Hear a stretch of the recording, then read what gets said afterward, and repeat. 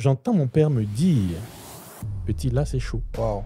Voir son père dans cette situation, tu te dis, même si personne ne fait quoi que ce soit, toi, tu as envie de tout faire. Mais quand je regarde le compte en banque, il n'y a pas ce qu'il faut pour que même je puisse venir présenter ça à la famille. Qu'est-ce que tu ressens à ce moment? Mais une frustration. Je me dis, mais attends, Prince, qu'est-ce que tu as foutu pendant 5 ans? J'entendais parler souvent d'épargne de sécurité, mais ça ne me disait rien du tout. Je ne pensais pas à ce genre de choses. Tu peux te dire, on meurt vite et ne pas vite mourir. C'est ça. Personne et rien ne nous a préparé à ça. On a la responsabilité aussi souvent en tant qu'adulte d'aller vers les autres. Dire qu'est-ce que je peux faire. J'ai commencé à épargner à l'excès. Quand je suis allé faire le compte bloqué, la gestionnaire de banque, elle m'a posé la question de savoir est-ce que après ce que je suis en train de bloquer, je vais pouvoir vivre. Je pense que si j'avais pas lu Père riche, Père pauvre, je serais mort pauvre. Juste avant de commencer, j'ai un petit cadeau pour toi. Je sais que prendre des notes pendant qu'on suit un podcast, c'est souvent galère. Il faut mettre pause, noter, revenir, faire pause. Bref. Et si on est au volant ou qu'on a les mains occupées à autre chose, c'est carrément impossible. Alors, je l'ai fait pour toi. J'ai tout condensé. Les concepts clés, les citations marquantes, les ressources, les liens, tout ce qu'il faut retenir de cet épisode dans un seul document. Tu peux y accéder gratuitement via le lien en description. Voilà, maintenant installe-toi et profite de l'épisode. Allez, wake up champ. Bonjour Prince. Salut Roland. Comment tu vas? Très très bien. Merci. Et toi? Ça va aussi. C'est un réel plaisir pour moi de te recevoir sur le podcast. Je voudrais te faire un petit exercice avant de commencer. Ok. Si, avec le vécu que tu as aujourd'hui, l'expérience que tu as, tu devrais te donner à toi-même un conseil, en une phrase ou en un mot, qu'est-ce que tu dirais, notamment sur la vie d'adulte? Compte toujours sur Dieu. Voilà. Compte Ouais. toujours sur Dieu. Parce que, tu vois, souvent on entend cette expression qui est tirée des Écritures où on dit Ebenezer, jusqu'à là, le Seigneur nous a toujours secourus. Oui.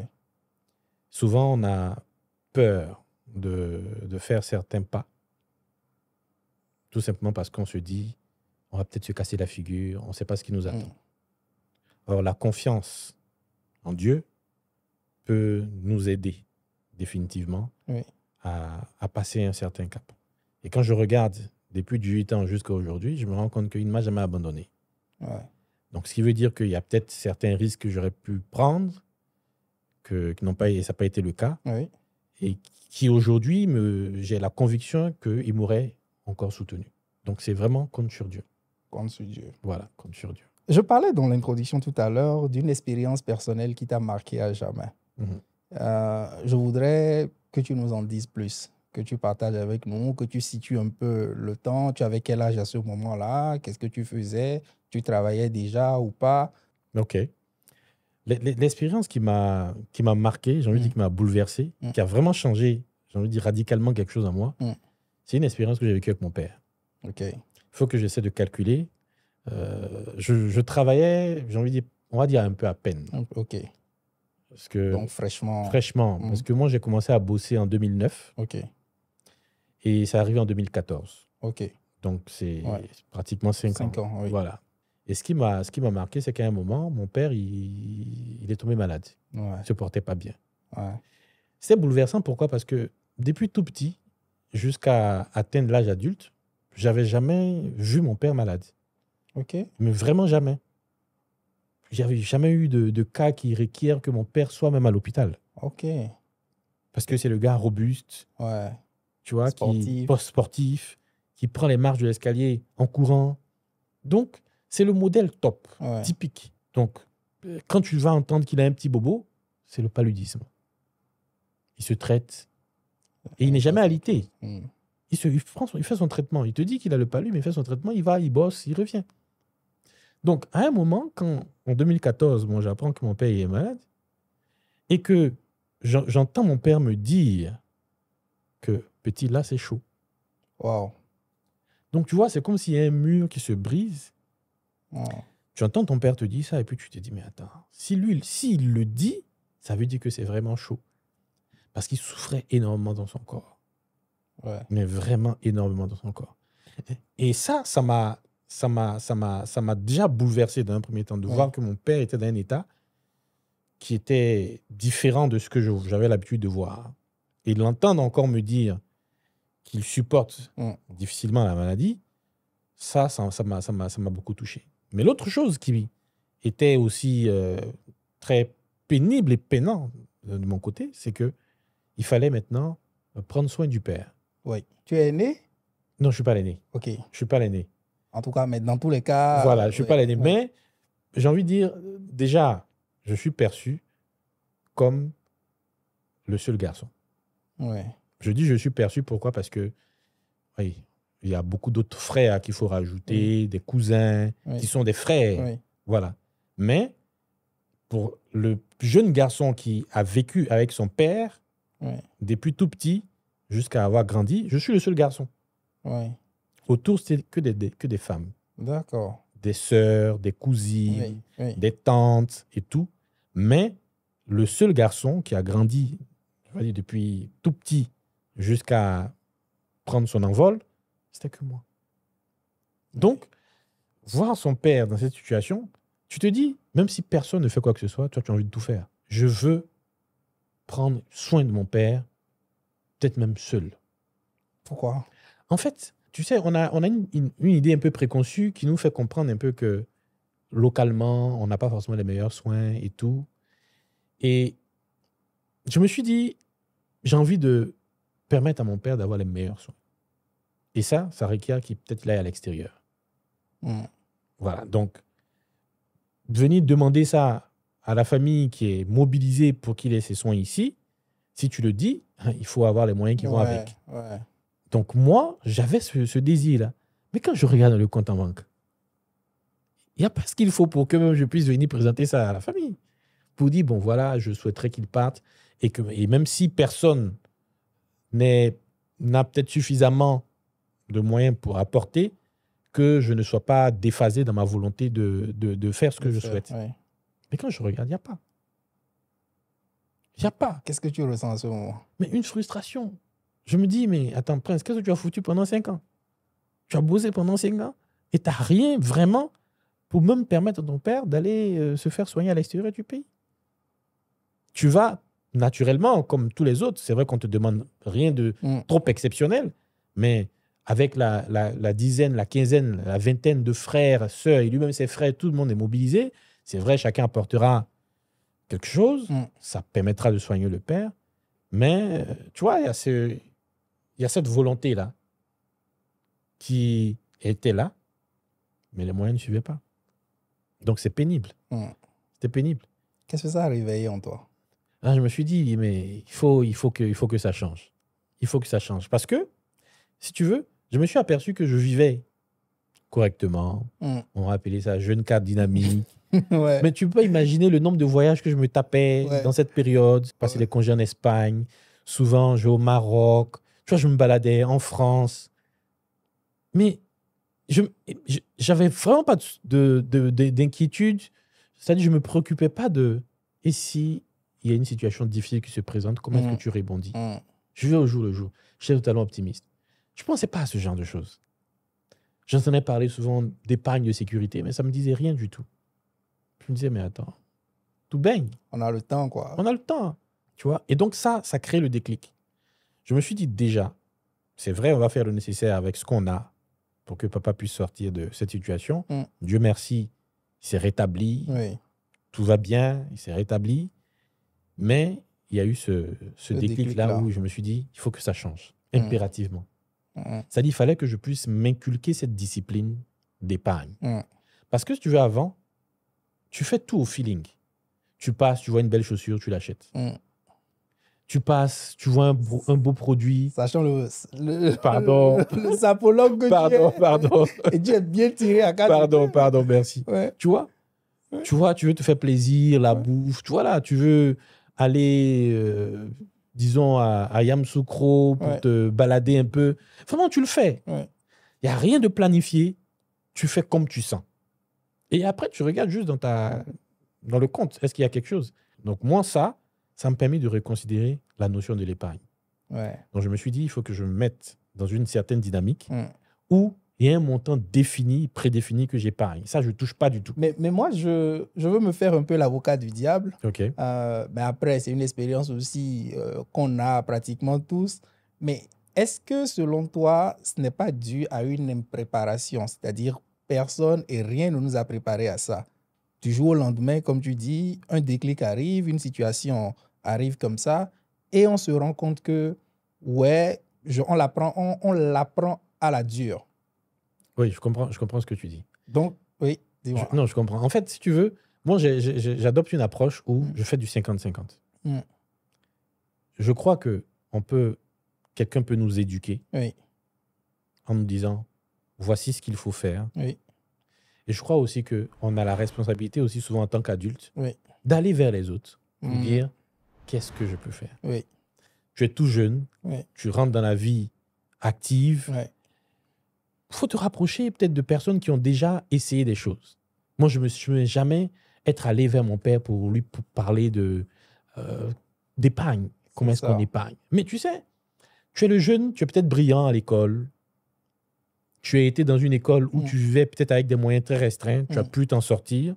Donc, peut-être que les parents, les gens autour de toi se disent, il saura faire. Il a toujours bien fait. Il a eu de bons résultats et tout. Alors que avoir des bons résultats à l'école, c'est vraiment pas du tout lié avec comment on gère de l'argent. Tu prêches un convaincu.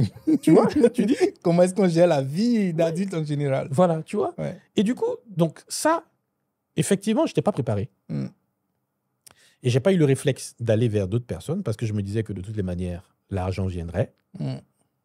Et aussi, je n'ai pas eu de personnes venues vers moi me dire « Ah, tiens, voilà, tes finances, gère comme ça, gère comme ça, gère comme ça. » Tu vois? Je pense que c'est parce qu'on se disait qu'avec la manière dont je vis, certainement que je prévois cela. Alors que non, ce n'était pas ça. Il y a aujourd'hui, tu es père, tu en as parlé, tu es papa de magnifiques, de 3 enfants. Oui. Qu'est-ce que cette expérience-là, aujourd'hui, te fait, ou ce que tu as appris, le fait de n'avoir pas été préparé, toi, est-ce que tu te dis que c'est quelque chose que toi, tu dois pouvoir faire pour tes enfants dès maintenant? Absolument. Ah oui. Absolument. Donc, dès aujourd'hui... Moi, je suis dans un mode de transmission. Okay. Tant avec des personnes qui sont adultes, mais qu'avec les enfants. Il faut leur faire comprendre que c'est parce que tu veux une chose que tu vas l'obtenir. Il faut être patient, donc enseigner la patience. Parce que c'est ça aussi, manquer de patience. Moi, je peux te dire, aujourd'hui, je peux voir une chaussure. Je me rappelle, il y a 2 ou 3 années en arrière, peut-être 4 ou 5, je ne sais plus, j'ai vu une chaussure en mars. J'avais le moyen de me l'acheter. Et j'ai acheté la chaussure peut-être en août de la même année. Ok. Pourquoi? Parce que quand je voyais la chaussure, je me disais, c'est vrai, je peux, mais je n'ai pas planifié. Je veux tester encore mon niveau de patience. De toutes les manières, cette chaussure, il y en aura forcément d'autres modèles. Donc, attends jusqu'à ce que ça soit une situation obligatoire qui te pousse à l'avoir. Donc, je me suis testé sur 4, 5 mois, 6 mois. J'ai vu que c'est vrai que j'aimais la chaussure, mais je ne l'ai pas achetée. Donc, ça me forge encore plus une carapace, me dire, pour d'autres choses encore, tu peux tenir. Et ça, j'essaie de le faire avec les enfants. Tu vois, ça te plaît, oui, mais ce n'est pas le moment. Attends, à telle période, si tu réussis à faire ceci, à faire cela, et puis c'est comme ça. Voilà. Pour leur âge, c'est ce qui va passer pour l'instant. C'est ça. Jusqu'à ce qu'ils soient à l'âge où ils comprennent ce qu'on appelle les billets de banque, les pièces et tout, quoi, parce qu'ils sont très jeunes pour l'instant. Alors, maintenant qu'on a mieux compris le vécu, on va un peu parler des leçons que tu as tirées, de ce que tu as fait à partir de ce moment-là. Au vu de cette expérience et avec le recul que tu as aujourd'hui, est-ce que tu peux dénombrer un certain nombre de mauvaises habitudes qu'on a face à l'argent? Oui, déjà, il y a les achats impulsifs. C'est-à-dire, on ne se retient pas vis-à-vis de ce qu'on veut. On entend très souvent une expression disant on ne vit qu'une seule fois, il faut se faire plaisir et tout. Mais ça, c'est vrai, certes, il faut se faire plaisir, mais l'amour qu'on a devrait nous permettre de penser aussi aux autres. Si tu te fais plaisir et que tu finis tout ce que tu as, les autres, qu'est-ce qu'ils auront? Tes ayants droit, tes enfants, des personnes que tu aimes autour de toi, tes parents. Donc, il faut pouvoir penser également à ces personnes-là. Parce que tu peux te faire plaisir. Tu peux te dire, on meurt vite et ne pas vite mourir. C'est ça, en effet. En effet. Voilà. Donc, il y aura des situations qui vont qui te seront mises en face. Tu seras soumis à certaines situations. Il faut pouvoir rebondir. Il faut pouvoir réagir. Tu ne peux pas dire aimer et entendre que ta sœur, ta mère a un problème et puis tu ne fais rien.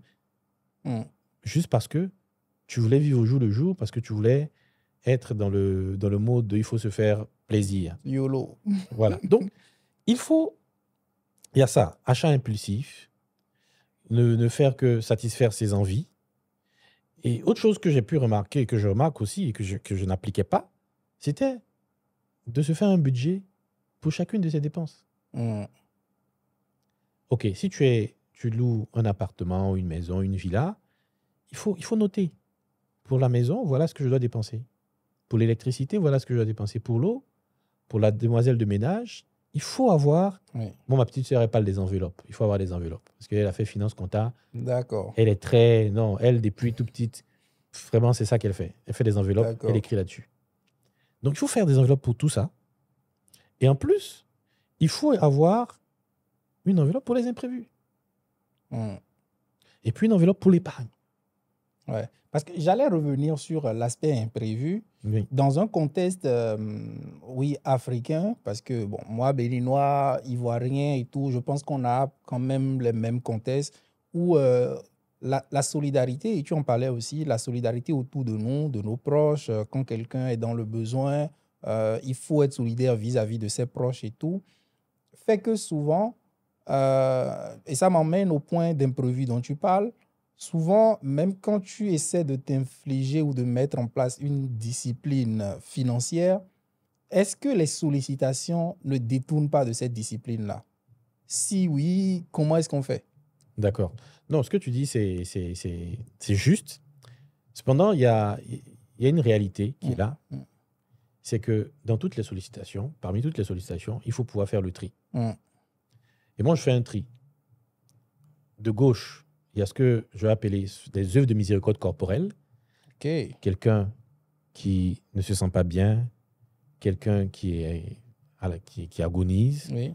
Quelqu'un qui n'a rien à manger, oui. Quelqu'un qui n'a pas un toit où rester. Oui. Pour moi, tout ça, ce sont des choses devant lesquelles je ne réfléchirai pas. D'accord. Je vais aller puiser dans l'épargne de sécurité. D'accord. Pour tout ce qui n'est pas œuvre de miséricorde. Dans ton épargne de sécurité? Oui, dans le truc de sécurité. Ok. Oui. Oui. Pour aider. Oui. Non, pardon, dans la partie imprévue. D'accord. Voilà, donc je vais aller puiser dedans.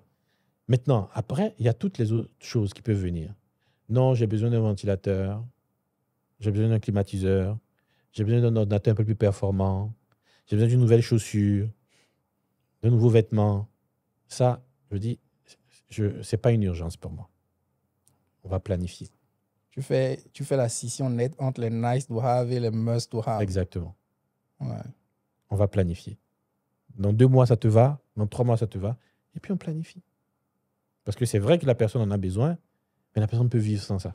Ouais. Alors que toutes les autres choses, si la personne ne les a pas, la personne ne vivra même pas.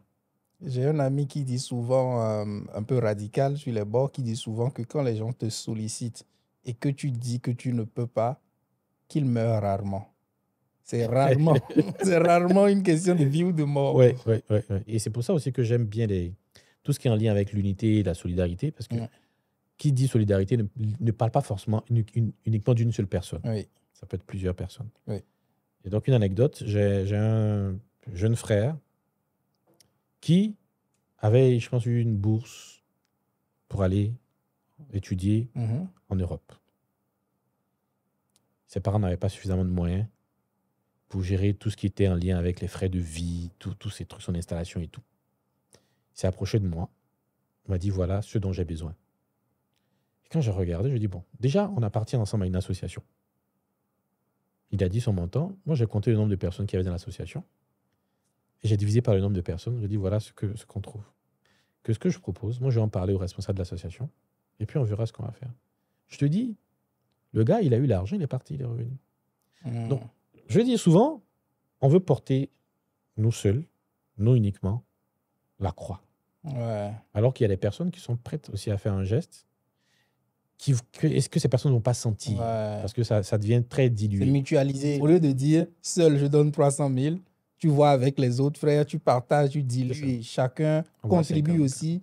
Et ça m'emmène à un point qui, moi, m'a toujours fait peur, je vais dire, quand on est en famille comme ça et que quelqu'un vient te solliciter, peu importe, un oncle, une tante, maman, papa, peu importe, quelqu'un te sollicite pour te dire « Ah, j'ai besoin de telle chose ». Et tu sais que vous êtes nombreux, d'accord? J'ai le sentiment qu'il y a un risque de toujours porter ça seul. OK. Parce que si tu portes ça seul, tu le fais, ok, peut-être que les autres, voilà, tout le monde, on t'en remerciera. Mais même si tu fais en sorte que c'est une contribution mutualisée et que même si 300 000, les autres ont donné ne serait-ce que 100 francs, 1000 francs et qu'on sort et tout, et ça devient une chose collective, j'ai le sentiment qu'au-delà, toi, de te soulager même dans tes finances, parce que 1000 francs, 100 francs, mis bout à bout, c'est pas rien non plus. Ouais. Au-delà de te soulager, ça apporte également une certaine sanité, en fait, dans les relations, en fait. Tu vois, chacun se sent impliqué, chacun se sent avoir apporté, contribué, fait quelque chose. Exactement. Donc, à un moment, on peut t'identifier comme celui qui veut toujours montrer qu'il peut. C'est vrai. Non, je suis d'accord avec toi. Ouais. Je suis d'accord avec toi. Et tu sais, ce qui peut être dérangeant quand tu fais seul, imagine-toi un seul instant, un jour, vous avez une réunion de famille, et puis la personne qui a bénéficié du service en question prend la parole et cette personne dit « Je tiens à remercier ». On te fixe uniquement toi. Et, tu vois, les autres vont se dire « Mais pourquoi tu ne nous as pas associés en ce moment ?» Et tu vas te poser, tu vas te dire « Mais attends, j'aurais dû… » Parce que j'ai eu peut-être une idée préconçue, disant que les gens peut-être ne seraient pas prêts à le faire. J'ai vu que j'en avais la capacité. En ce moment-là, tu peux être très gêné. Tu vois. Avant, moi, je voulais faire moi uniquement. Parce que je me disais que si je peux, je le fais sans demander. Tu vois. Mais finalement, ce qui a été fait pour mon père, c'est que nous tous, on l'a fait. Et ça, peut-être je le dis, peut-être on pourra revenir là-dessus. Ce que je fais souvent, si c'est quelque chose qui peut arriver de façon récurrente, je peux entamer. OK. Je fais peut-être la première année. Et puis les années qui suivent, j'informe qu'il y a quelque chose comme ça qui est en cours. Et puis tout le monde se greffe. Tout le monde se greffe, oui. Parce que les autres aussi peuvent ne pas être préparés. Et ça donne le temps à chacun de faire ce truc-là. Est-ce que quand tu regardes un peu en arrière, ou même, même quand on essaie ou on décide de faire mieux, il y a des fois où on flanche. Exactement. Est-ce que tu as des souvenirs de fois où, franchement, tu as géré l'argent et tu t'es dit, c'était pas bon, c'était pas joli? Après 2014 ? Oui. Non, je suis resté… Jamais. Non, je suis resté focus. Mais comment tu fais? Non, déjà, j'ai même envie de dire que j'ai commencé à épargner à l'excès. Ah oui? Tu sais, quand je suis allé faire le compte bloqué, la gestionnaire de banque, elle m'a posé la question de savoir est-ce que, après ce que je suis en train de bloquer, je vais pouvoir vivre. Ah ouais? Oui, parce que je m'en voulais tellement que je me suis dit, il faut que je serre la ceinture. Parce qu'il ne faut plus que ça m'arrive. Donc, j'ai épargné plus de 2/3 de mon salaire. Waouh. Ouais. Plus de 2/3 de mon salaire. Et je me suis dit, il faut que j'arrive à faire ça sur une année. Oui, mais comment tu arrives à faire ça? Tu es dans un contexte où tu as un salaire, tu avais un train de vie, et puis tu décides, voilà, si tu gagnes 300 000, de sortir 200 000 chaque mois en épargne. Comment tu vis sur 100 000? Moi, dans mon cas, le tiers pouvait m'aider à vivre.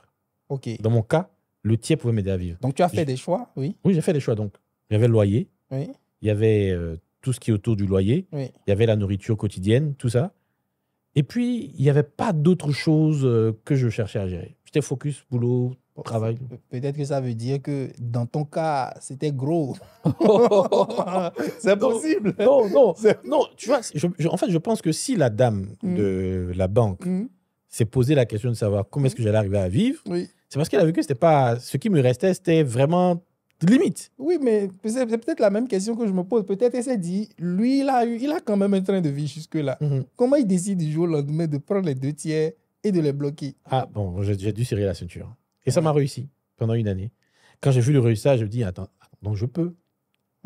Je peux. J'avais fait le compte bloqué. Je suis resté pendant une année. J'ai vécu comme ça, correctement. Après, je suis allé, j'ai cassé le compte bloqué. J'avais énormément de pactole dans la main. Je me suis dit, bon, voilà, on peut réfléchir maintenant à certains projets. Et moi, je te l'avoue, je suis impressionné. Quand tu dis que tu n'as plus jamais flanché jusque-là, non, peut-être que j'ai flanché, je me souviens même pas. Hein, mais j'ai plus jamais flanché. Non. Tu sais, si le jour où tu parles avec mon épouse et que tu lui poses la question suivante, quelle est la chose que Prince déteste le plus, la réponse va te la donner tout de suite. C'est quoi? Tu peux même prendre ton téléphone, tu l'appelles. Tu lui demandes quelle est la chose que Prince déteste le plus. Elle te dira, je n'aime pas regretter. Je ne supporte pas le regret. Pour moi, le regret, c'est comme l'enfer. Je souffre quand je regrette. Donc, une situation qui a fait que j'ai regretté profondément, je n'ai pas envie de la revivre. Et ça, c'est comme ça devient comme une boussole pour moi. À chaque fois que je suis en train de m'avancer vers, je dis non, là, il y a le regret qu'elle a dedans. Prends une autre voie. C'est ce qui m'a aidé. Voilà, c'est ce qui m'a aidé. C'est vrai, la grâce du Dieu. Mais je pense que dans sa grâce, il a mis en moi quelque chose que je n'aime pas, c'est regretter. Et ça, c'est un moteur pour toi. Si je vois que ça, si je le fais, ça peut fragiliser la famille. Même si j'estime que c'est quelque chose qui est bon pour le moment, je ne le ferai pas. Même si je peux voir des gens pleurer parce que ces personnes n'ont pas cela, je serais heureux de savoir que je ne fais pas une chose pour laquelle je suis susceptible de regretter plus tard. Parce que souvent, quand tu te retrouves en train de dire « Ah, tu vois, si je n'avais pas fait ceci, on n'aurait pas eu tel problème », tu peux entendre les gens autour de toi te dire « Ah, mais je ne savais pas que le problème pouvait arriver. » Donc, toi, tu as peut-être l'expérience nécessaire pour dire non, de toi, tu as dit non, je n'allais pas t'en vouloir. Donc, je préfère être dans la position où demain, je m'aperçois que j'ai raison, plutôt qu'être dans une position où je cède à tous les caprices, et puis après, je me lamente avec tout le monde. Non, ça, je veux pas. Non, je te dis, je ne veux pas du tout regretter. Je vais te poser une question qui me démange. Si tu devais te définir toi-même en un mot, c'est-à-dire, quel est l'adjectif qui te définit le plus toi-même? Perspicacité, détermination, courage. Plusieurs mots, hein. Mais c'est ça. Ouais. C'est quand je veux une chose, je sais... Parce que je ne veux pas me retrouver dans une posture où... Moi, ma mère m'a toujours dit, un homme, c'est sa parole. Tu vois, en fait, depuis ce qui me venait en truc là, j'ai l'impression que tu as un point d'honneur sur la dignité. Oui. Un homme, c'est sa parole. Donc, pour moi, ça, c'est... On ne joue pas avec. Je ne vais pas citer le verset, mais il y a un ami qui me rappelait cela. Il disait, une bonne réputation vaut mieux qu'un parfum de bonne odeur. Réputation, dignité, tout ça, tu vois, tu peux les mettre ensemble. On ne joue pas avec. Et d'aucuns pourraient te dire, je ne sais pas, mais on qualifie souvent les gens qui ont mon ethnie comme des gens de ce genre. Quelle ethnie? Je suis Agni. Oh, ok. Donc, très souvent, on va te dire, les Agni, ils sont fiers, dignité, plein de trucs de ce genre. Et tu vois, sur mon podcast, il y a un gars qui est passé ici, il ne faisait que répéter, je suis Agni, je suis Agni, je suis Agni, je suis Agni. Est-ce que c'est vraiment lié au côté Agni? Je ne sais pas dire. Mais la plupart du temps, j'entends ça en lien avec les Agni. Mais comment est-ce qu'on se retrouve à avoir un trait commun à une ethnie comme ça, en fait? Mais je pense que c'est lié à l'environnement. Tu grandis, tu vois tes parents, ils sont ils sont dedans. Oui. Donc, souvent, tu copies sans le savoir. Oui. Moi, aujourd'hui, je peux te dire, il y a des choses que j'ai copiées de mon père.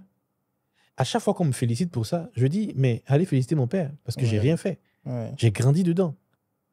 Mon père, pendant qu'il conduit son véhicule, fais tout ce que tu veux. Fais-lui une queue de poisson, arrête-toi, insulte-le, il ne dira rien. Il ne bronche même pas. Ah ouais? Non, il ne bronche pas. Ah, je veux venir en stage chez toi, parce que moi, je t'empêche vite au volant. Non, il ne bronche même pas. Ouais. Mon père, qui partait me chercher à l'école, et que, voilà, je suis avec un ami, nous, on vivait à Marcory. Si mon ami qui le récupère habite à Yopougon, mon père, il part déposer le petit à Yopougon, et puis on retourne à la maison à Marcory, alors que mon école est à Marcory. Quand j'étais petit, je ne me posais pas de questions de mais pourquoi mon père il fait ça? On va loin pour revenir. Non, moi, je suis dans le truc. Ayant grandi, je fais pareil. Donc, on me dit, mais tu vas déposer la personne de l'autre côté? Ça? Je dis, en fait, c'est comme une habitude pour moi. Je l'ai emprunté à mon père. J'ai grandi dedans. Donc, je pense que tout ce qui est en lien avec, tu vois, la fierté, tout ça, c'est lié à l'environnement. C'est transmis peut-être de père en fils comme ça. Je pense. Ouais. On a fait quelques digressions, mais on va retrouver le fil de notre discussion. Ce que je voudrais savoir maintenant, je pense que c'est un peu plus le takeaway, c'est quel est pour toi, si tu dois définir, dire oui, voilà ce qu'il faut faire pour avoir une bonne éducation financière. Première chose, je veux dire, c'est la lecture. Voilà, moi je suis marqué comme ça. Je dis la lecture. Je t'ai entendu une fois dire, tu parlais de ton mentor de mon oncle. De ton oncle, voilà. De ton oncle, dis-nous en plus. Mon oncle Robert Kiyosaki. Kiyosaki, oui. Voilà. Non, je veux dire la lecture. Parce que pour lui, c'est l'éducation d'abord. Pour être financièrement intelligent, il faut être d'abord bien éduqué. Après, il faut l'expérience. Si tu n'es pas bien éduqué, tu feras peut-être des mauvais choix. Peut-être que tu as la volonté, mais tu feras des mauvais choix. L'éducation va te permettre de savoir qu'est-ce que tu as apporté de main autour de toi comme produit financier. Qu'est-ce qui existe? L'éducation va te permettre de savoir que le plus important, c'est peut-être pas le produit, c'est peut-être pas le procédé, mais c'est la destination que tu veux atteindre. Donc, le plan qui va te mener à cette destination. Il le dit. Que ce soit en entrepreneuriat ou en investissement, pour lui, ce n'est ni un plan, et ce n'est ni un procédé, ce n'est ni un produit, c'est un plan. Il faut s'asseoir, voici ce que j'ai, voilà où je veux aller, à telle vitesse, et en fonction de cela, tu t'orientes vers des produits, des procédés. Donc, pour ça, il faut savoir ce qu'il y a, que tu as autour de toi. Quels sont les produits financiers qui sont là? Quels sont les produits d'assurance qui sont autour de moi? Et puis, faire le choix. Mais si tu n'es pas éduqué, tu ne sauras même pas où tu dois aller poser une question. Oui. Donc, j'ai envie de dire, moi, dans mon cas, comme je disais, il faut d'abord être éduqué, identifier les différents produits et puis souscrire à ces produits. Ça peut être, comme je dis, des choses que tu as avec des établissements financiers. Ça peut être des choses en dehors des établissements financiers. L'achat d'un actif. Un actif, c'est quoi? C'est quelque chose, c'est un bien tangible ou intangible, mais qui peut générer de la richesse. Quels sont des actifs qui existent? C'est en lisant que tu vas avoir des idées. Tu vas essayer de t'orienter vers. Tu vas essayer de prendre en compte tout ce qui est en lien avec la sécurité autour de cela pour ne pas perdre ton argent. Moi, c'est ça que je dirais. Donc, education first. Quels sont les moyens d'éducation que tu as pu utiliser? Moi, dans mon cas, quand ça a démarré, je me suis dit, rentre dans une discipline épargne. OK. Donc, moi, c'est ce que j'ai commencé. Oui. Et puis, un peu plus longtemps, après, j'ai un ami qui m'a appelé et qui m'a dit que voilà, il a lu un bon livre qu'il me conseille, qu'il me recommande. C'est le classique. Voilà, c'est le livre de mon oncle. Quand on dit père riche, père pauvre, la réaction populaire, c'est « Ah, je connais père riche, père pauvre ». Les gens ont vu la page de couverture. Peut-être des gens ont feuilleté, mais ils ne sont peut-être jamais rentrés en profondeur dans père riche, père pauvre. Moi, ce que je conseille aux gens, prenez le temps de lire père riche, père pauvre. C'est ce que je conseille à tout le monde. Tu sais que je connais, mais je n'ai jamais lu. Je l'avoue, je n'ai jamais lu. Quel est l'argument pour toi infaillible si tu donnerais à quelqu'un pour l'inciter à lire père riche, père pauvre? La réponse que je vais te donner, c'est la même réponse que j'ai donnée aux premières personnes qui sont venues me voir quand j'ai fini de lire père riche, père pauvre. J'ai reçu 2 personnes chez moi. J'étais encore à la Palmeraie. Mon ami Dorgilès Yao, et puis il était venu avec son ami qui s'appelle Sévio. D'accord. Ils étaient assis, et puis je leur ai dit, je pense que si je n'avais pas lu père riche, père pauvre, je serais mort pauvre. Ils ont eu froid dans le dos. C'était trop audacieux ce que je venais de dire. C'est trop tranchant. Qu'est-ce qui te fait dire ça? Mais en fait, le gars, il m'a montré combien de fois tout ce que j'étais en train de faire, j'étais en train d'aller dans un trou, dans un ravin. C'est-à-dire qu'en lisant, j'ai vu que ce qu'il dit ne pas faire, c'est ce que j'étais en train de faire. Et j'ai vu que c'était les choses qui n'allaient pas forcément me permettre d'être financièrement indépendant. Oui, mais là, tu avais déjà quand même instauré une base. Tu avais fait ton épargne, donc tu étais quand même plutôt à l'aise. Mais qu'est-ce qu'il devait dire? Non, j'avais l'épargne, une sécurité, mais je n'en faisais rien. D'accord. Donc, ça amène à un autre volet maintenant. Un autre volet. L'épargne. Il faut investir. Il faut faire travailler l'argent. Donc, le gars, il va t'expliquer que soit tu fais travailler les autres, ça c'est l'entrepreneuriat, ou bien si tu fais travailler l'argent des autres, ça c'est l'investissement. Donc, comment tu fais? Il te donne les clés. Il te fait comprendre que c'est bien, il faut épargner, mais ça ne suffit pas. Donc, je me suis rendu compte que, attends, l'argent que j'épargnais, peut-être que ça attendait que des problèmes. Tu es d'accord avec moi que d'abord, la pauvreté, c'est d'abord d'ici. Oui. Donc, quand tu lis, tu te rends compte que en fait, tu manques même de connaissances. Le gars va te parler, par exemple, de l'ABC de la finance. Il va rentrer dans un certain nombre de détails. Quand tu es un gars, tu viens d'un monde technique, quand je dis technique, qui n'a rien à voir peut-être avec le domaine de la finance et tout, tu appréhendes l'argent, ou on va dire la monnaie d'une certaine manière. Mais le gars, il rentre, il te décortique cela. Et tu te rends compte qu'il y a des choses que tu ne savais pas. Et c'est bon à savoir. Je voyais tout autour de moi comme opportunité désormais. Et c'est là que je me suis rendu compte que, en réalité, les opportunités étaient là. Mais il n'y avait juste pas l'éducation pour mieux les voir. Et j'ai essayé de créer un petit parallèle avec quelque chose qu'on a tous côtoyé. Imagine-toi un seul instant, quelqu'un peut être intelligent, peut être brillant. S'il est en 4e et qu'il a un de ses aînés qui est en seconde, qui vient et qui fait cette petite courbe-là, la formule de l'intégrale, et qui lui présente, bien qu'il soit intelligent, qu'il soit en 4e, ça ne signifie rien pour lui. Si ce dernier fait un sigma, il va regarder, il va dire, mais attends, depuis quand on fait ça, c'est pas le chiffre 1, c'est pas 2, c'est pas 3, c'est quoi? Il ne peut donc pas résoudre une équation en lien avec une intégrale et avec sigma, avec le logarithme népérien. Il ne peut rien faire. Pourquoi? Parce qu'il n'a juste pas la connaissance. Donc, même si on lui disait que en résolvant cette équation, le résultat que tu auras va te permettre de décanter une situation, lui, c'est sûr que ce n'est pas pour lui. Il ne peut rien. Il reste bloqué. On te dit la formule que tu vas le résultat que tu vas trouver te permettra de savoir laquelle des clés tu utilises pour sauver ton ami qui est dans une cage. Il ne peut rien faire. Et moi, c'est ça. C'est ce parallèle que j'ai créé. J'ai compris que l'éducation t'ouvre tellement l'esprit que tu commences à donner un sens aux choses qui sont autour de toi. Tu vois la petite boutique qui est là à côté, on te dit à louer, ça commence à tourner dans ta tête. Tu vois le petit terrain où on te dit à vendre, tu te dis, mais si je prends une photo que je propose, je peux avoir une commission. Mais avant, tu dépasses. Quand tu lis, tu vois, c'est un peu ça. J'ai 2 sujets sur lesquels je vais te relancer. Okay. Mais avant, tu as parlé de Père riche, Père pauvre. Est-ce qu'il y a il y en a d'autres. Oui. Moi, je vais te dire ce que j'ai lu. J'ai lu Père riche, Père pauvre. C'était bon. Je me suis dit, je ne m'arrête pas là. J'ai lu Le cadran du cash flow du même auteur. J'ai lu Guide pour investir du même auteur. J'ai vu tout ça passer, mais je n'allais lu aucun. Voilà. J'ai même lu d'autres livres encore du même auteur qui m'ont beaucoup aidé.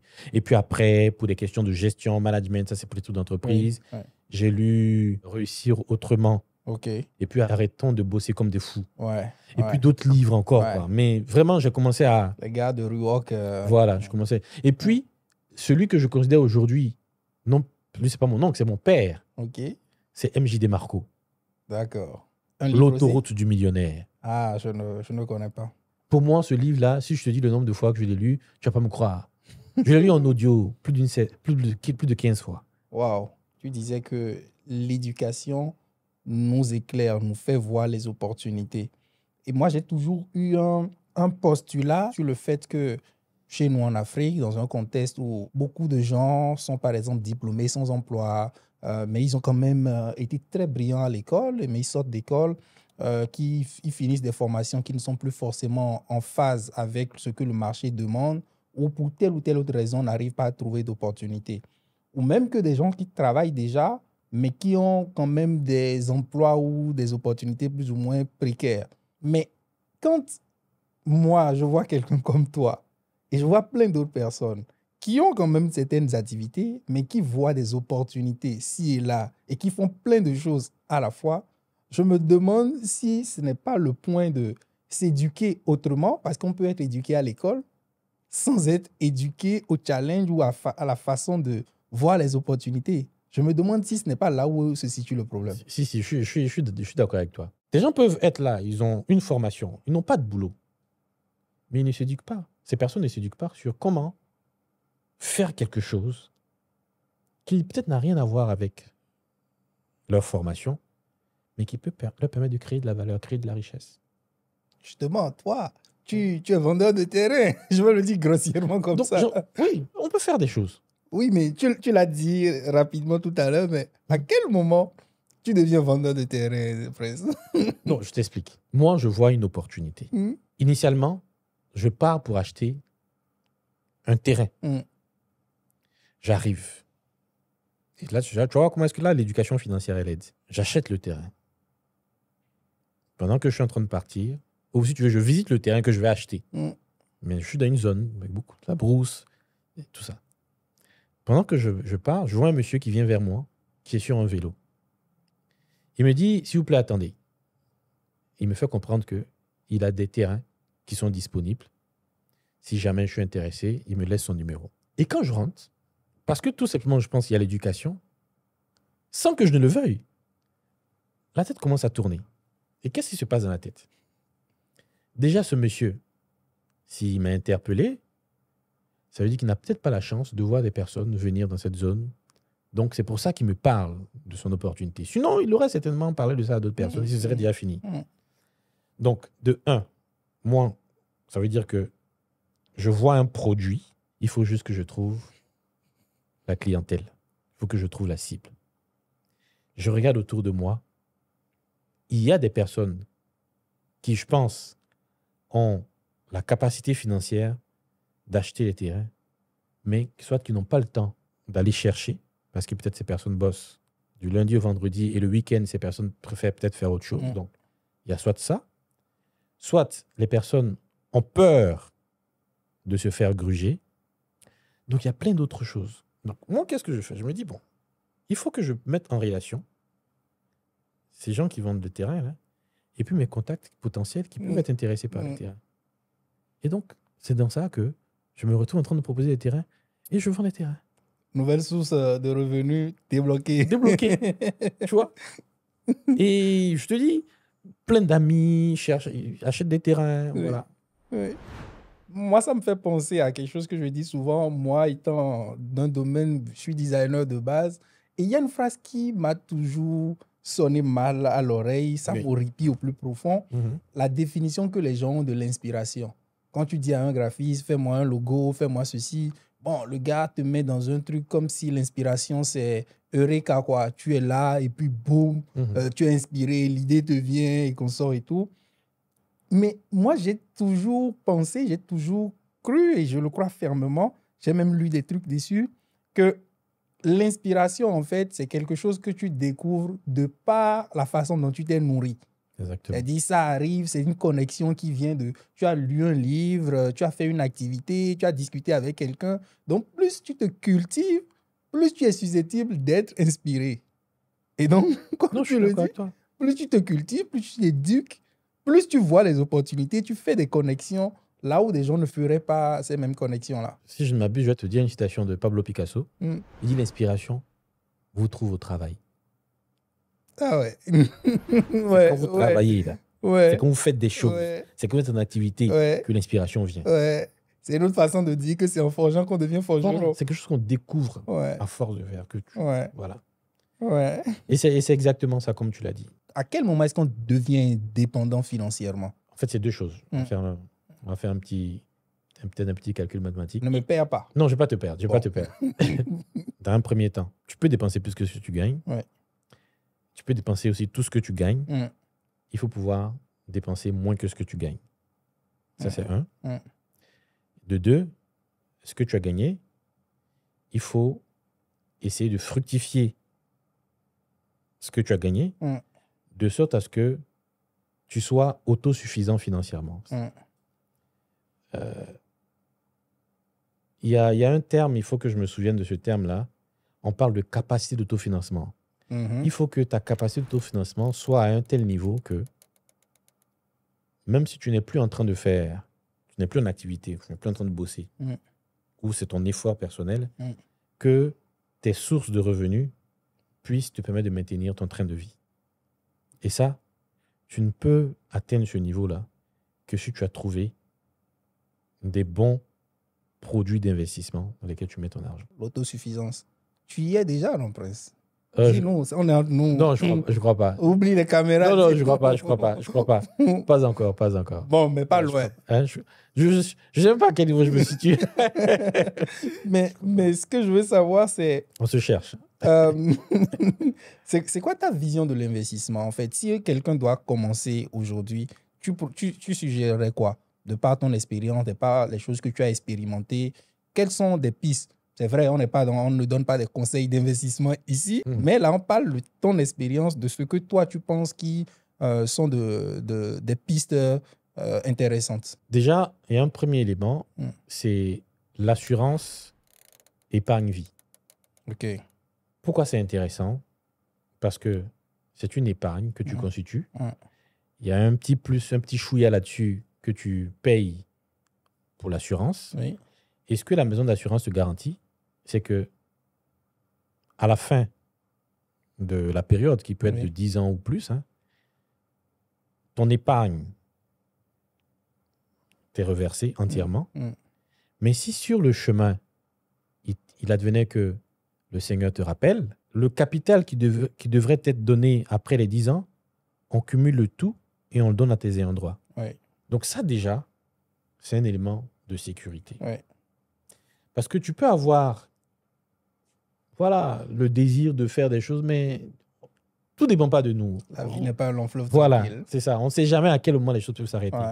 Donc déjà ça va te forger d'un premier temps à être discipliné. Bon, voilà, tu sais pourquoi tu le fais. Et il faut que ce qui te pousse à le faire, ce soit l'amour que tu as pour tes proches. Ce qui va faire qu'à aucun moment, tu vas chercher à les toucher. Ça, c'est un élément. Deuxième élément, la bourse. OK. Il faut investir en bourse. N'oublions pas, j'ai parlé d'éducation. Il faut s'éduquer, il faut aller investir en bourse. Donc, tu cherches une école où tu vas t'éduquer. La bourse, ça existe. Il y a l'école de la bourse qui est là. Les gens peuvent chercher sur Internet. Ils font des formations. Tu t'éduques et tu vas investir en bourse. Donc, tu achètes des titres, des actions, des obligations. Tu mets ton argent dedans. La bonne nouvelle, si tu investis dans des entreprises que tu as bien étudiées, tu peux te retrouver chaque année à obtenir des dividendes. Et aussi, le cours de l'action peut augmenter. Donc, imagine, tu as acheté une action à 5 000 et puis, après 2 ans, le cours de l'action passe à 10 000. Ça veut dire que tu as mis 500 000 là-bas, tes 500 000 sont devenus 1 million. Pour pouvoir bénéficier de tes 1 million, il faut vendre des actions. Mais ça représente quelque chose. Souvent, quand les gens vont faire le calcul sur le temps, ces personnes vont se dire, bon là, peut-être j'ai 40 ans. Si j'avais commencé ça pendant que j'avais 20 ans, avec les effets cumulés, j'aurais eu certainement énormément d'argent. Mais ces personnes qui le disent oublient souvent que leurs enfants n'ont peut-être même pas encore 20 ans. Pourquoi ne pas faire pour les enfants? Pour les enfants. Ouais. C'est ça. J'entends la même chose sur d'autres investissements, par exemple l'achat de terrain. Ouais. Ah là, le prisme que tu vois. L'achat de terrain. Tu présentes le terrain au monsieur. Il te dit, c'est loin. C'est loin pour toi, pas pour tes enfants. Ah, mais là, tu viens de débloquer. Tu viens de débloquer quelque chose. Oui. Donc, assurance épargne vie, top. Ça, c'est la sécurité. Voilà, on ne sait jamais à quel moment tu peux vouloir faire beaucoup de choses, mais après 2 ans, 3 ans, tu peux mourir. C'est la vie. Il faut que tes enfants ils aient le fruit des 10 années que tu allais obtenir. Donc, tu peux jouer sur ça. Deuxième chose, je parlais de la bourse. Tu peux mettre ton argent dedans. Troisième, j'ai parlé de l'immobilier, l'achat de terrain. De tes 3 dont j'ai parlé, il n'y a pas d'entrepreneuriat dedans. Ça ne nécessite pas une activité venant de toi. C'est passif, quoi. C'est passif. Parce que souvent, on veut faire des choses, mais on n'a peut-être pas le temps. Et même quand on a le temps aussi, on n'a pas d'idée. OK, forme-toi. Voici des choses qui existent. Tu peux acheter un terrain à 3 millions et puis 4 ans plus tard, la valeur peut passer à 15 millions, à 20 millions. Moi, il y a ma sœur qui me parlait je pense, d'un de ses amis qui, en l'an 2000, si je m'abuse, a acheté un terrain pratiquement à 900 000 dans une zone où aujourd'hui, je pense 20 ans plus tard, donc en 2020, il a vendu le terrain à 105 millions. En 2000. En l'an 2000. En l'an 2000. Et donc 20 ans plus tard, il a vendu à 105 millions. Maintenant, les gens vont te dire, oui, l'inflation. Mais 105 millions d'aujourd'hui, là, c'est l'argent aussi. Oui. C'est beaucoup d'argent. 105 millions aujourd'hui? Non, c'est beaucoup d'argent. C'est vrai que c'est pas les 105 millions de trucs, mais ce sont ces 900 000 qui sont devenus 105 millions. Pourquoi?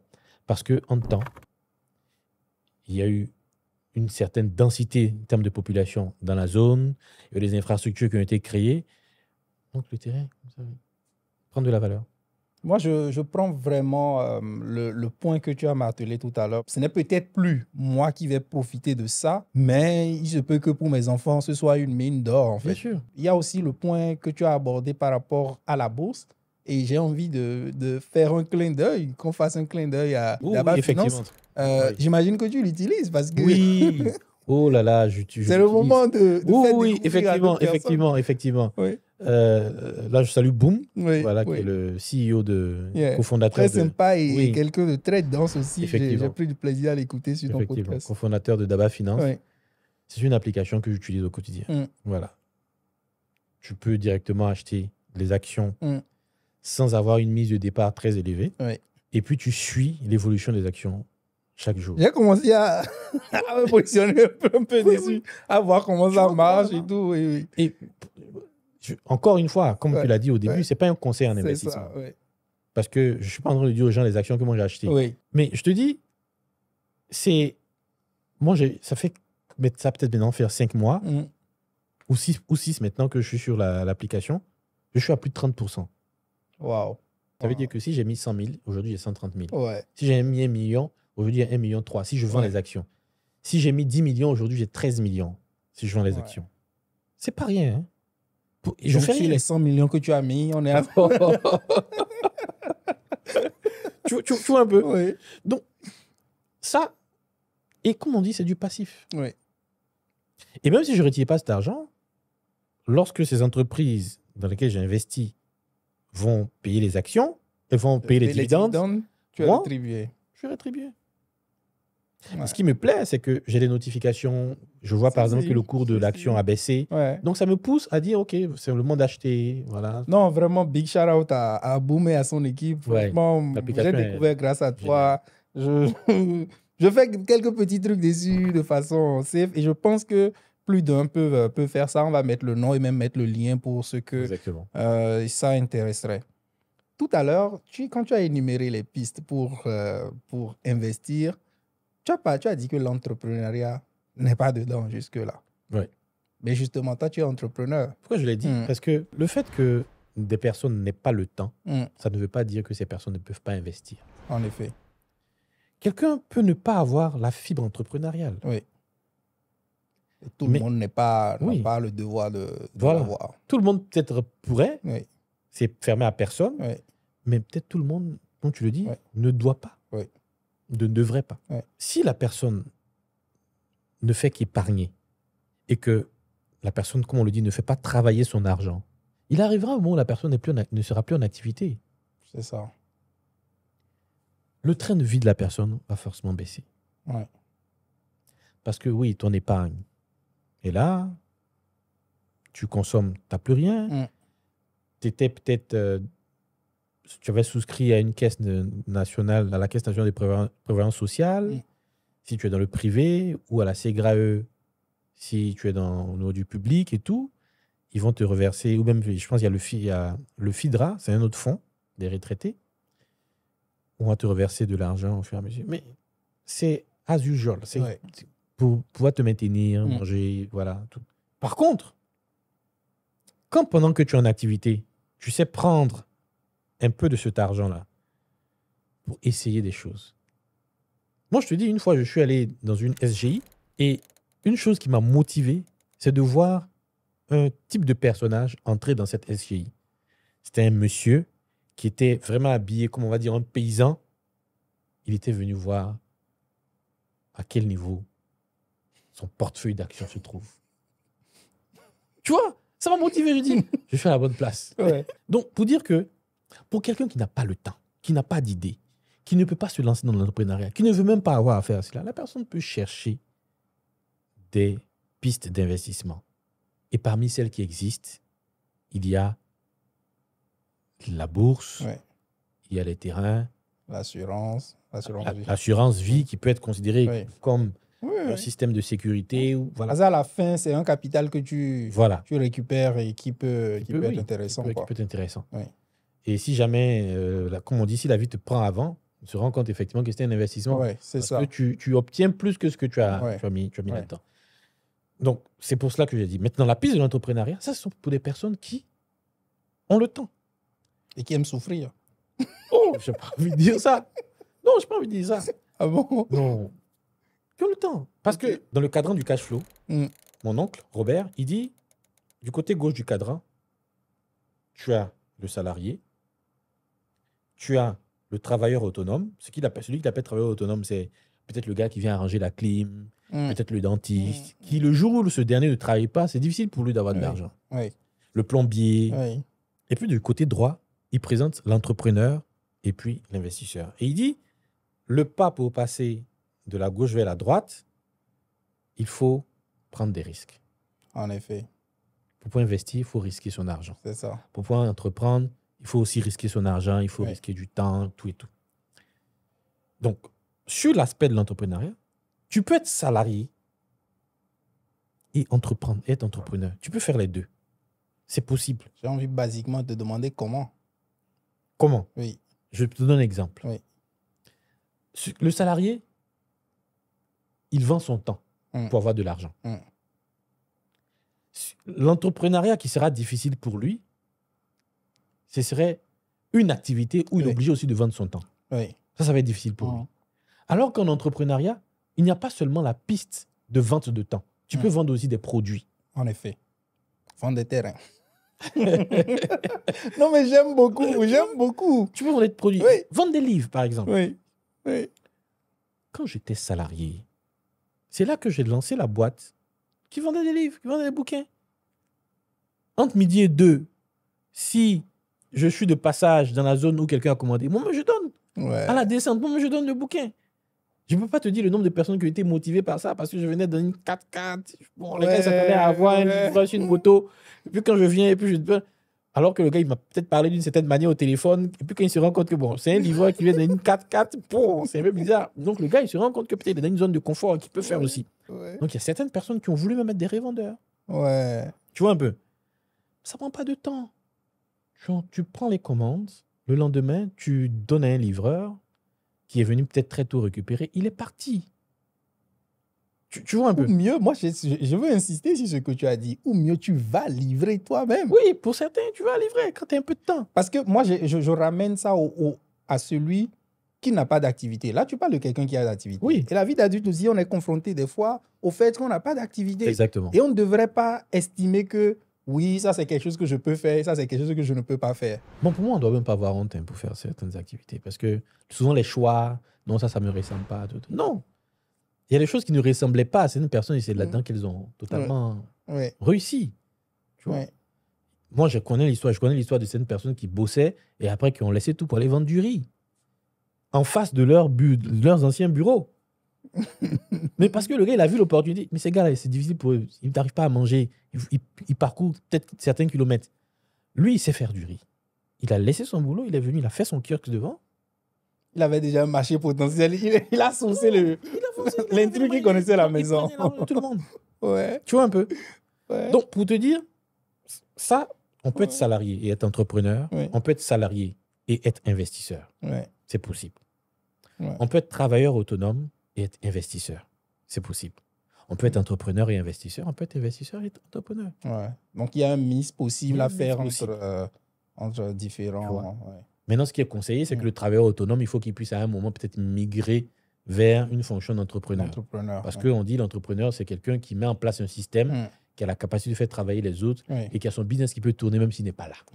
Et je ne le dirai jamais assez, je pense que tu ne me contrediras pas, c'est le mythe de l'entrepreneur. Je pense que ce bouquin-là, c'est un must pour faire ce switch-là, en effet. J'ai envie de te demander, c'est quoi ton rapport au plaisir aujourd'hui? Est-ce que tu penses qu'on peut avoir cette discipline-là sans se priver? Sans se priver? Non, on se prive. Il y a plein de choses dont je me prive. Mais toutes les choses dont je ne me prive pas sont des choses qui sont planifiées. Ok. C'est ça. Donc, pour te faire plaisir, c'est planifié. C'est planifié. C'est planifié. Je ferai pas quelque chose d'un coup de tête. J'ai envie de venir en stage chez toi. J'ai envie de venir en stage chez toi. C'est planifié. Mais regarde, il y a même un système qu'on a voulu installer à la maison. On avait besoin Chérie, on le fait à tel moment. C'est bon, on en a besoin, on le fait à tel moment. On ne le fait pas sur un coup de tête. Et même quand on veut le faire, on cherche le fournisseur qui peut nous donner peut-être certaines modalités de paiement. C'est vrai, on peut le faire from scratch, on peut le faire tout d'un coup, mais on se dit, on peut fructifier l'argent aussi d'une autre manière. Donc, ce qu'on met un peu en avant, c'est quelqu'un qui peut nous faire confiance, qui ne souffrirait pas en nous faisant ce crédit fournisseur, et puis on rentre dedans. En fait, tu me fais penser à la phrase qui dit que ceux qui s'enrichissent, c'est ceux qui font plus crédit. En fait, et ça emmène encore à un premier point. Si tu veux t'enrichir, c'est-à-dire que tu veux acheter une voiture, je dis n'importe quoi, à 10 millions, tu ne sors pas 10 millions cash. Et même, il y a d'autres systèmes ailleurs. Hein, les Européens, franchement, c'est sur le crédit que tout fonctionne. Même l'iPhone que nous, on achète cash ici, on estime qu'on est bien, qu'on sort et tout. Les gars, c'est 12 mois mensuels. Voilà. Donc, les riches ont compris que ce n'est pas en sortant les 10 millions pour aller acheter la voiture dont j'ai besoin pour faire mon activité qui est la meilleure option. Donc, il faut bâtir une crédibilité. C'est ça. Pour que les gens aient confiance en moi et me laissent la voiture en payant en 3 mensualités ou en payant sur 12 mois. C'est ça. Et l'argent ça ne veut pas dire que je n'ai pas l'argent. L'argent qui était là, ça me permet de faire autre chose, de tourner pour être prêt pour payer l'autre. C'est ça. C'est exactement. Il y a quand même des subtilités. Et quand on ne les dit pas de façon très claire comme ça, ce n'est pas évident de le voir. C'est vrai. Parce qu'on est dans un environnement où on veut être tous... propriétaires un coup. Propriétaires un coup. On veut dire, c'est à moi, je l'ai fait. Il y a une certaine fierté, satisfaction qu'on trouve dans le fait d'être homme capable ou femme capable. Oui. Mais ça ne devrait pas être le cas. D'après quelqu'un, ils disent on est tous locataires ici. Ça dit, on est tous locataires. Sur cette Pourquoi terre. faire comme si tu étais propriétaire? On est tous locataires. Ouais. Donc, si tu peux payer au fur et à mesure et finir par solder, c'est plus digeste pour toi, c'est bon. Et il y a un autre élément qui est aussi important, c'est que très souvent, les gens se gênent à vouloir prendre du crédit parce que ces personnes se disent ce crédit que je prends, ce prêt que je prends, c'est un prêt à la consommation. C'est-à-dire que je vais l'utiliser pour acheter quelque chose qui ne va pas me donner de l'argent. Donc, je ne le prends pas. Il n'y a pas de souci. On comprend. Je suis d'accord avec ceux qui le font ainsi, si et seulement si ces personnes n'ont pas d'autres activités où elles peuvent mettre leur argent pour le fructifier. Donc, j'ai la possibilité de prendre, comme tu dis, un téléphone à 200 000, je préfère dire comme ça, après un téléphone à 200 000. J'ai une autre option où on me propose un crédit à consommation, un prêt à la consommation peut-être de 200 000. Je me rends compte que ces 200 000 là, je vais finir par payer 240 000 après peut-être 6 mois. Mais je n'aurais rien fait de mes 200 000 même que j'aurais pu utiliser pour ça. Mon frère, prends tes 200 000 acheter ton téléphone. Ne va pas prendre le prêt. Par contre, si tu as le choix, en prenant le prêt, d'utiliser tes propres 200 000 pour mener une activité qui va faire que ces 200 000 vont devenir 400 000, mais va vers le prêt. Je m'en vais te demander, pour moi, c'est la dernière question, c'est ce sur quoi on est en train de chuter. Mais je ne veux pas que ce soit la dernière. Tu ne veux pas, non? C'est tellement intéressant.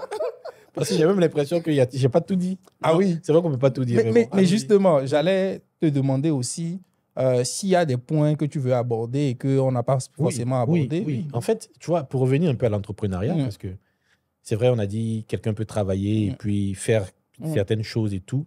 Je pense que déjà, on ne doit pas avoir honte d'une quelconque activité. Je te rappelle, j'ai reçu quelqu'un ici qui a un diplôme d'ingénieur, mais qui les soirs faire du barman mobile. Oui. Je lui ai posé la question de savoir mais pourquoi tu n'as pas honte de le faire. Ils disent tout dépend de ses objectifs. S'il pense que l'argent qu'il va avoir va lui permettre d'acheter un cadeau pour son épouse, de faire plaisir à ses parents, tu vois, ce sont des choses qui le motivent. On en revient au why. Tu vois, on en revient au why. Donc, ça le booste. Ça fait qu'il ne tient pas compte du regard des autres. Et demain, peut-être les gens vont le voir, ils seront surpris. Ah, mais attends, tiens, comment ça se fait qu'il a construit telle chose, telle chose, telle chose? Mais c'est parce que peut-être, en after, il gagne peut-être même beaucoup plus que dans le salariat. Ouais. Tu vois.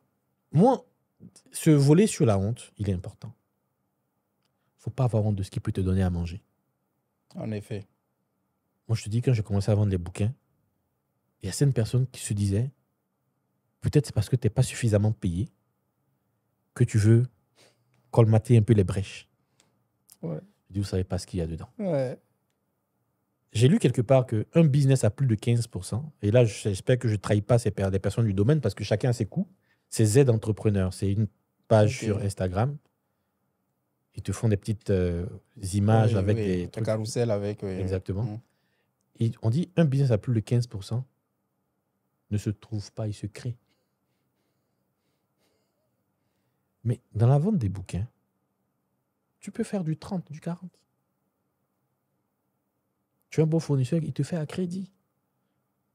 Paye à 90 jours, à 120 jours. Ça veut dire que souvent, même avant de payer, tu as déjà écoulé les bouquins.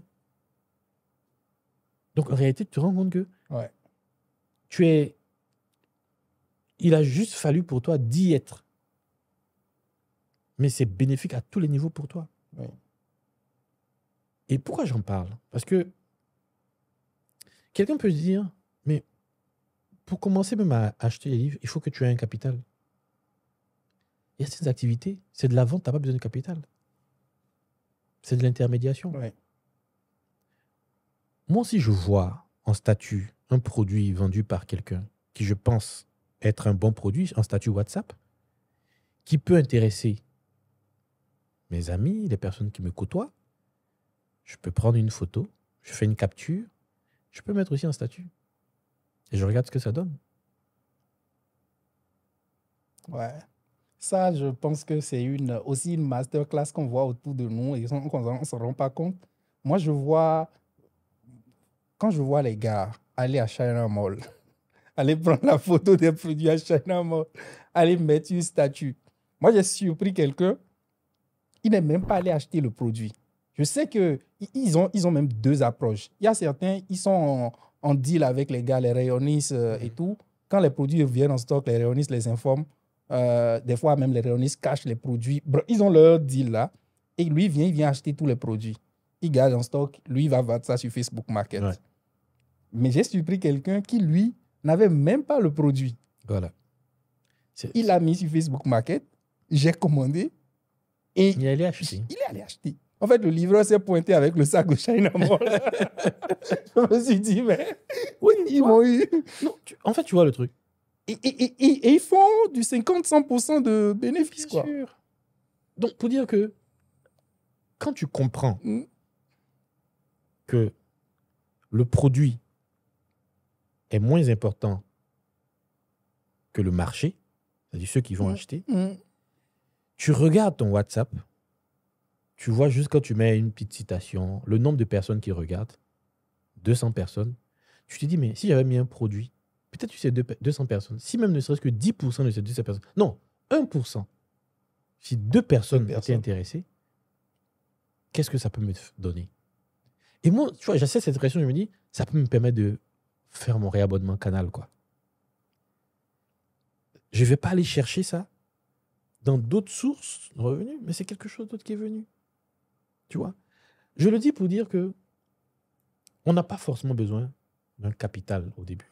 L'idée, le désir de rendre service, et après, celui qui est le fournisseur, qui va voir qu'il y a un marché qui vient de toi, mais il peut te faire une remise pour te permettre d'avoir une plus-value. Tu sais, j'ai vendu des vêtements de dame. Non, je te dis. Mais presque, qu'est-ce que tu n'as pas fait? Non, je te dis, j'ai vendu. Et là, je salue Mariam Kamagaté. Je n'ai pas son nom de femme mariée, mais j'allais chez elle à domicile. Elle avait un couturier qui était là, elle lui montrait les modèles qu'elle voulait, il faisait. Moi, je regarde les modèles, j'achète. Pour 100 000, 150 000, peut-être 200 000, je ne sais pas. Je viens. Elle avait un bon mannequin, donc une dame, plusieurs dames là, qui posaient bien. Elle prenait les photos, elle m'envoyait les photos.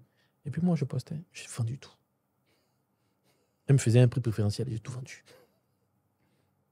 À chaque fois, je partais me ravitailler, je vendais tout. Après, j'étais là une fois, j'ai vu que sur les réseaux, il y a des gens qui vendaient des pagnes. La particularité des pagnes, c'est qu'ils présentaient ça un peu très bien, un peu comme des fleurs. Eux, c'était à Marcory. J'ai dit, mais ce truc-là, ça peut passer. J'arrive, je suis allé les voir, je dis, madame, moi, ça m'intéresse. Elle me dit, vous voulez combien? Je dis, tout votre panier, tout le sac. Ils ont compté, ça tout peut-être 150 000, 200 000. J'ai tout pris. Je suis venu, je mets un statut. Tout vendu. Pour la petite histoire, mon épouse aujourd'hui même était ma cliente. Pendant que je lui faisais un peu la cour et tout, elle était quelque part, elle a commandé 10. Je sais pas, elle voulait faire des vêtements, elle a commandé 10. Puis quand je suis arrivé, on a fait le prix, j'ai pris l'argent tranquillement. Hein, j'ai pas une histoire. Oui, on mélange pas. On mélange pas tout et tout. Et tu sais, pour la petite histoire, qu'elle s'est rapprochée après de ses soeurs et ses cousines, ses soeurs ont dit, attends, il t'a vendu. mais ce gars-là, faut pas compter sur lui. Non, c'est un gars concentré. J'ai vendu clairement, sans remise. Oui. J'ai vendu le truc. Mais là encore, mais pour les prochaines fois, avec ces mêmes fournisseurs, à un moment, je n'achetais plus.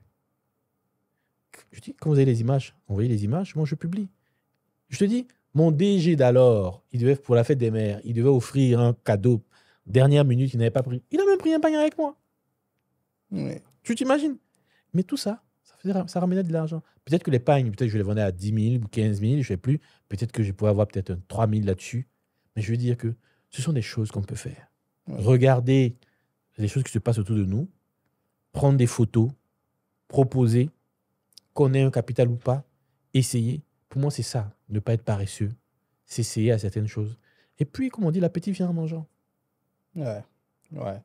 Je veux me rappeler de la citation dont tu as parlé là. L'inspiration arrive au travail. C'est ça. Voilà. Merci beaucoup, Prince. Je veux te laisser nous dire un dernier mot, si tu as un mot de fin. Voilà, je te laisse dire. Moi, j'ai un mot de fin en tête, mais je te laisse dire d'abord. Mais tu sais qu'il y a une question que tu ne m'as pas posée. Laquelle? Je ne sais pas. Tu m'avais dit qu'il y avait une dernière question. Peut-être qu'on est... Non, la dernière question. En fait, j'allais te demander, pour toi, l'argent, c'est quoi? L'argent, c'est un moyen. Et c'est vrai qu'on a tendance à utiliser le terme argent. Mais ceux qui sont dans le domaine de l'économie, de la finance, ils vont parler de la monnaie. La monnaie, elle a 3 caractéristiques. Elle a 3 propriétés. La première propriété, on dit que c'est une unité de compte. Ça veut dire que l'argent permet de quantifier les biens et les services. Deuxième élément, la monnaie, c'est un intermédiaire d'échange.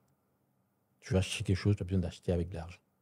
Et puis le troisième, c'est une réserve de valeur. D'autres disent que c'est une réserve de pouvoir d'achat. Voilà les 3 caractéristiques de l'argent. Donc, ces 3 éléments-là me montrent le volet outil, moyen de l'argent. On a la responsabilité, nous, de pouvoir bien gérer cet argent. Parce que si tu n'as pas l'éducation qu'il faut, à un moment, quand tu feras le point, tu vas te rendre compte qu'il y a beaucoup d'argent qui sont passés dans tes mains et tout est parti. Alors qu'avoir la bonne idée et la bonne éducation peut même te permettre, pendant qu'il n'y a pas cet argent dans la main, d'avoir des choses. Et quand on parlait des terrains, la plupart des terrains des terrains qu'il m'est arrivé de vendre, je ne les ai pas achetés. C'est des photos, des publications pour dire j'y suis. En fait, tu es une marketplace, quoi. Et puis, il y a la transaction qui se fait. Ouais. Et toi, tu captes une partie de la valeur. Ouais. Comme on le dit, dans la course vers l'or, c'est ceux qui vendent la roue et la pelle qui se font le jet. Et tu le fais bien ici, n'est-ce pas? Je ne sais pas. Super. Merci beaucoup, Prince. Merci beaucoup. Moi, j'ai pris du plaisir à t'écouter. J'ai pris du plaisir à apprendre de toi. Il y a beaucoup de choses. Et ton mot de fin, justement, parce que il y a une fin. Oui. Et malheureusement, il y a une fin. Peut-être qu'on aura un autre échange sur un autre sujet. Je te sais très dense. Franchement, et on a pris un prisme, on a parlé d'argent, mais je pense qu'il y a plein d'autres sujets sur lesquels on peut rediscuter sur le podcast ou ailleurs. Mais pour aujourd'hui, on va s'en arrêter là. Good. Alors, mon mot de fin, déjà, je te remercie pour l'invitation. J'ai pris plaisir à échanger avec toi. Merci pour ces questions qui pourront probablement aider plus d'un. Ouais. Ce que je souhaiterais donner comme peut-être conseil aux personnes qui peut-être hésitent à faire quelque chose, c'est une fois que vous êtes éduqué, tentez, essayez. Parce que souvent, on n'essaie pas parce qu'on a peur. Alors que la peur, quand elle est là, elle vient avec un résultat qui est connu d'avance. Ça ne marche pas. Parce que la peur qui t'empêche d'agir te poussera à ne pas avoir de résultat. Par contre, quand on essaie, là encore, il y a la probabilité. Ça peut marcher comme ne pas marcher. Donc, si j'ai un choix à faire entre les deux, c'est-à-dire choisir là où je sais que j'ai 0 et là où je peux soit avoir 0 ou avoir un peu plus, je préfère me mettre sur là où je peux avoir un peu plus. Et souvent, on est tellement attaché à ce qu'on a qu'on ne veut pas apprendre à perdre. Alors qu'on se rend compte qu'avec le temps, même quand on perd, ça ne nous tue pas toujours. C'est pour cela que dans les choses à essayer, il faut essayer d'abord avec des petites choses. Le fait d'essayer avec des petites choses, ça va nous donner quelque chose. Ce quelque chose, ce n'est pas d'abord l'argent. Confiance tout au moins. C'est la confiance. La maîtrise. La maîtrise, apprendre à se découvrir. Ouais. Parce que souvent, on a une idée préconçue de notre personne. Mais alors que, en effet, c'est pas ça. Je lisais Saint Jean Lacroix qui disait que tout le cheminement de cette vie consiste en la connaissance de soi. Et souvent, c'est en se confrontant à de nouvelles réalités, en sortant de sa zone de confort, qu'on apprend davantage sur soi. Et puis, ça nous permet soit d'exceller dans quelque chose, de dire, bon, ça, c'est pas bon pour moi, je vais vers autre chose. Et puis, il y a un autre élément qui est une richesse, je termine par là, c'est les rencontres. Quand tu fais une activité qui est nouvelle, tu es riche de tes rencontres. Si tu prends le soin de t'intéresser aux autres, tu verras combien de fois tu es riche de cela. Et je cite ce que j'estime être les 4 ou 5 richesses d'un homme. C'est la première, sa relation avec le divin, donc la relation avec Dieu. La deuxième, c'est ce qu'il met dans la tête. La troisième, c'est la relation avec les autres. Quand je classe, à part le premier, les autres, ce n'est pas classé en ordre. En effet. Voilà. Mais sinon, si je devais classer en ordre, j'aurais dit premier, la relation avec Dieu. Deuxième, la relation avec les autres. Troisième, la relation... Je mets un X, je vais revenir là-dessus. La troisième, tu vas comprendre pourquoi. La quatrième, c'est la richesse, c'est ce qu'on met dans la tête. La cinquième, ce sont les biens qu'on acquiert. La sixième, c'est l'argent qui est tapis là, qui est considéré comme étant une épargne. Ouais. On peut mettre ça également dans les biens. Ouais. Ça peut prendre de la valeur au cas où c'est supérieur à l'inflation. Ouais. Et puis, le numéro 3, mais que j'ai découvert longtemps après, c'est la relation avec soi-même. Je te remercie. Merci beaucoup, Prince. Merci, j'ai pris un énorme plaisir. Moi, je suis convaincu que quelqu'un qui regarde cet épisode-là va en sortir avec au moins un enseignement. Merci beaucoup. Merci. Merci. Et puis, moi, je vous donne rendez-vous dans un prochain épisode. Mais d'ici là, portez-vous bien. Et puis, salam champ.